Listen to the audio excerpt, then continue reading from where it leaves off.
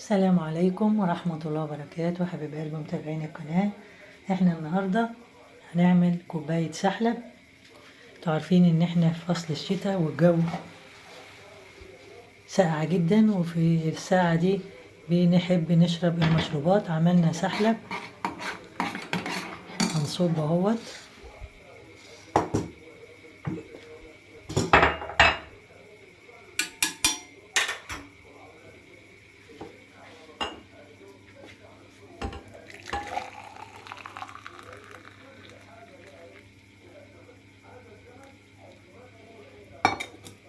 احنا عاملينه على ايدينا،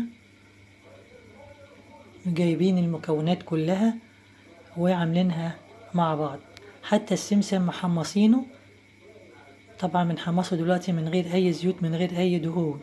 بنحمصه في طاسة كده، على الطاسة تيفال على البوتاجاز. لما يحمر ويسقع بنضيفه لبقية المكونات.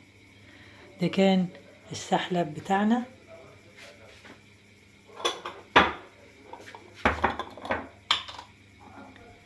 وده شكل السحلب اللي احنا عاملينه في البيت.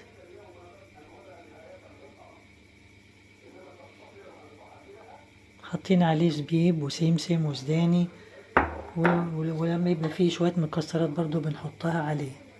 طبعا السحلب له فوائد كتيرة جدا. السمسم بيبقى فيه مصدر للكالسيوم ومصدر لأوميجا 3. واللبن، المكونات اللبن بناخد من نفس القيمة الغذائية للبن. والمكسرات والزبيب، كل دي حاجات بتضيف وبتعزز القيمة الغذائية للسحلب بتاعنا. حبايب قلبي، ده كان فيديو السحلب بتاعنا. انتوا عارفين ان احنا في الشتاء وجو ساقع جدا جدا جدا. احنا النهاردة 23 كياك، وكياك صعب جدا جدا جدا في الساعة، كلنا متلجين. فكل شوية الواحد يعمل كوباية حاجة يشربها. مرة يعمل بابونج، مرة يعمل حلبة حصى، مرة يعمل سحلب، مرة يعمل ينسون. كلها حاجات طبية وعطرية، وكلها حاجات طبيعية مفيدة. حبايب قلبي اتفضلوا معانا. ده كان الفيديو بتاعنا النهاردة، فيديو السحلب.